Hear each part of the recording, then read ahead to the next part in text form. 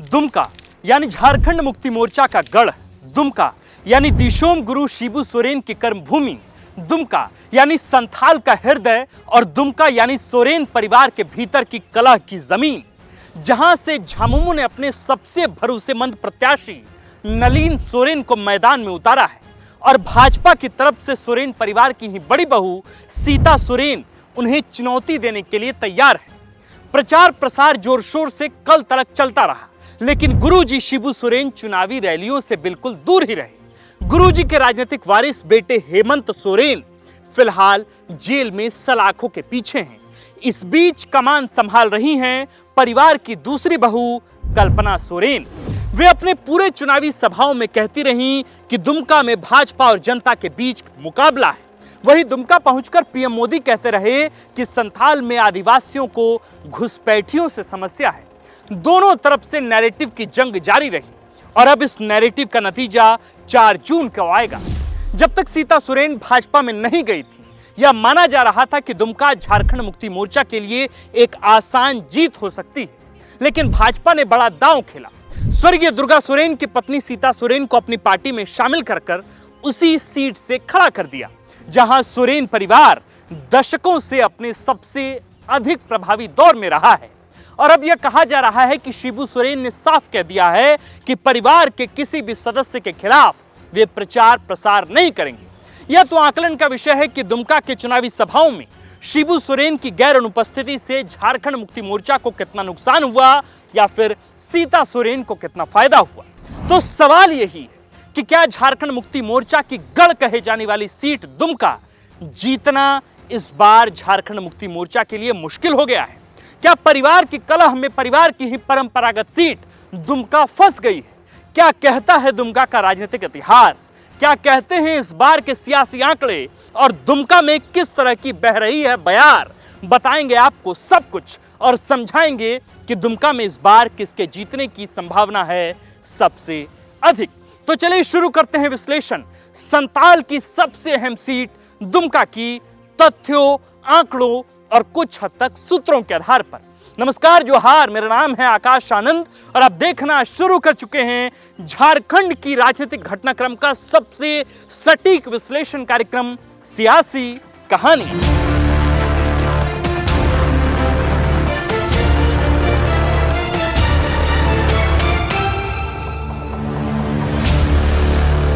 दुमका में भाजपा की तरफ से 3 बड़े चेहरे हैं। प्रत्याशी सीता सोरेन, प्रदेश अध्यक्ष बाबूलाल मरांडी और तीसरे प्रधानमंत्री नरेंद्र मोदी।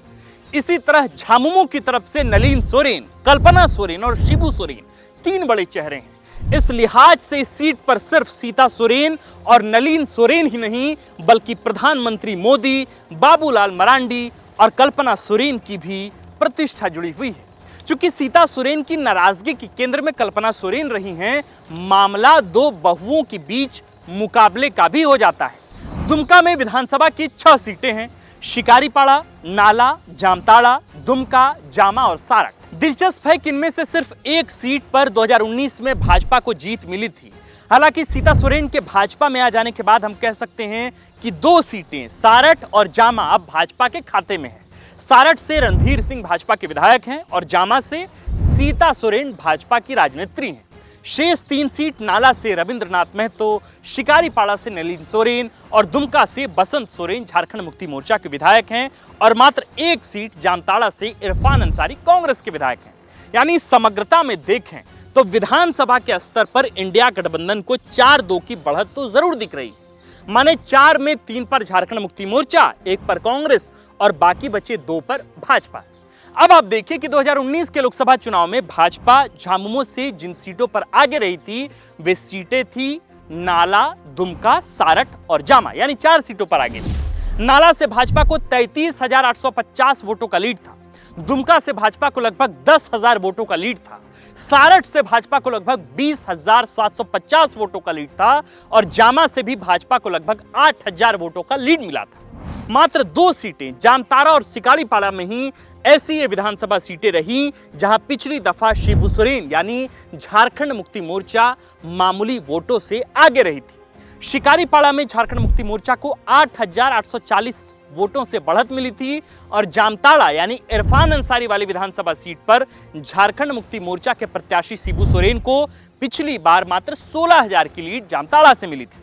यानी 2019 के संसदीय चुनाव में दुमका लोकसभा के अंतर्गत आने वाले 6 विधानसभाओं में 4 पर भाजपा आगे रही, जबकि मात्र 2 सीटों पर झामुमो को बढ़त मिली थी। दुमका में सबसे अधिक संख्या यहां संथाल आदिवासियों की है। यहां आदिवासी मतदाता लगभग 5,40,000 के आसपास हैं, जिनमें मुर्मू, हेम्ब्रम, सोरेन, टुड्डू, मरांडी, हांसदा आदि टाइटल के लोग शामिल हैं। इसके बाद सबसे अधिक संख्या मुसलमानों की है, वे 17% हैं, यानी लगभग 2.5 लाख के करीब। और इस बात में वाकई सच्चाई है कि संताल के मुसलमान भाजपा के साथ नहीं जाते हैं। ज्यादातर तो हमने यही देखा है, खासकर तब जब भाजपा वहां लगातार बांग्लादेशी घुसपैठियों और एनआरसी जैसे मुद्दे को हवा दे रही है। यानी कि लगभग 2 लाख वोटों की एक सीधी लीड झारखंड मुक्ति मोर्चा को मिल सकती है। यही वजह है कि जामताड़ा में पिछली बार भी झारखंड मुक्ति मोर्चा को अच्छी लीड मिली थी। लगभग यही स्थिति इस बार भी रिपीट होने की संभावना है। नाला से झामुमो कोटे से खुद विधानसभा अध्यक्ष रविन्द्रनाथ महतो वहां से विधायक हैं, तो संभव है कि वहां से इस बार झारखंड मुक्ति मोर्चा को बढ़त मिल जाए। पिछली बार नाला में झारखंड मुक्ति मोर्चा भाजपा से पीछे रह गई थी। दुमका में 92% वोटर ग्रामीण हैं और एससी वोटरों की संख्या यहां लगभग 1,10,000 के करीब है। ये आंकड़े भी भाजपा के खिलाफ ही नजर आ रहे हैं। ऐसे में सीता सोरेन के पास केवल आदिवासी वोटरों का सहारा है, जिसे वे अपने पाले में कर पाने में कामयाब हो सकती हैं या नहीं, ये देखना होगा।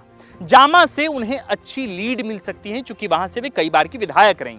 सारठ और दुमका भी उन्हें काफी राहत दे सकता है, क्योंकि सारठ से रणधीर सिंह विधायक हैं और दुमका में पिछली बार भी भाजपा को लीड मिली थी।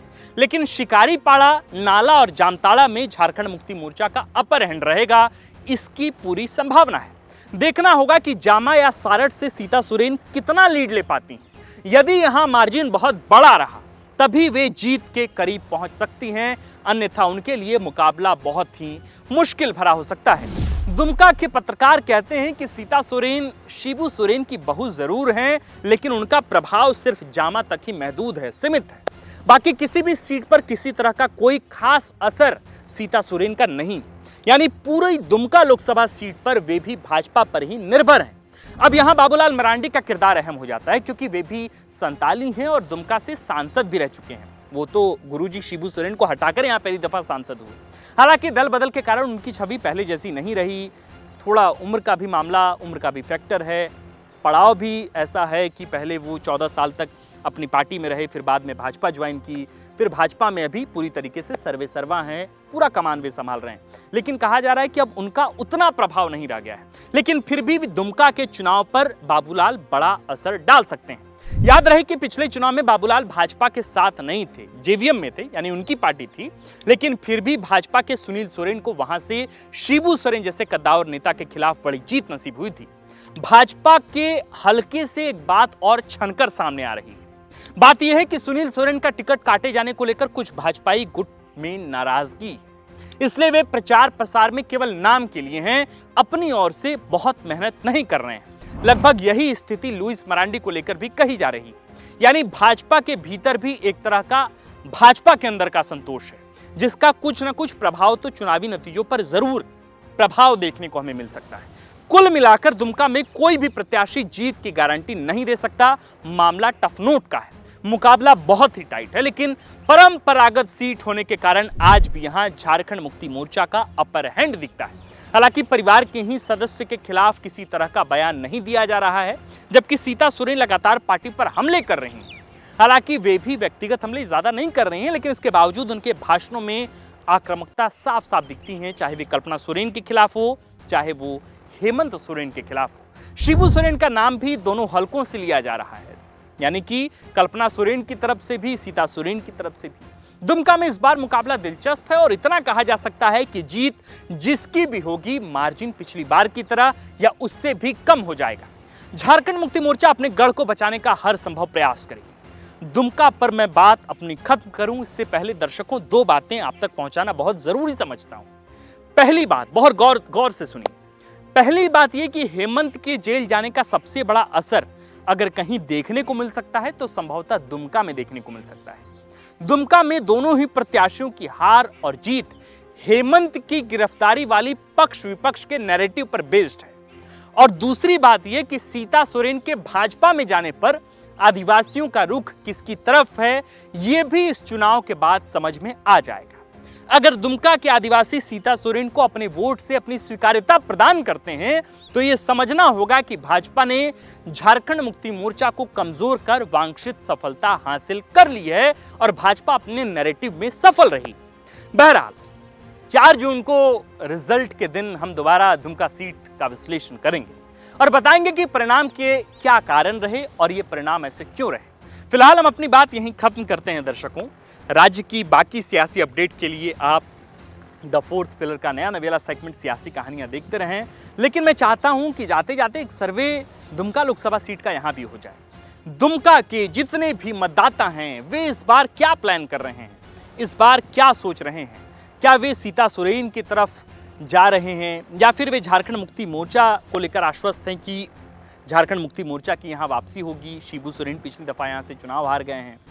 तो क्या आपका ओपिनियन क्या है, आपको किस तरीके का फीडबैक वहां के लोगों से मिल रहा है? अगर आप झारखंड के अलग अलग विधानसभाओं से हो तो आप दुमका के बारे में क्या सोच रहे हैं, और अगर आप दुमका के मतदाता हैं तो आप बतौर दुमका के मतदाता होते हुए वहां के समीकरणों को कैसे देखते हैं, जरा इसके बारे में भी हमें अपने इस कमेंट बॉक्स के नीचे अपनी राय जरूर रखें, ताकि हमें भी समझने में सहूलियतें हों कि वहां आखिर निचले स्तर पर चल क्या रहा है। बाकी ये वीडियो आज यहीं समाप्त करते हैं और चुनाव आखिरी मोड़ पर खड़ा है, चुनाव खत्म होने जा रहा है।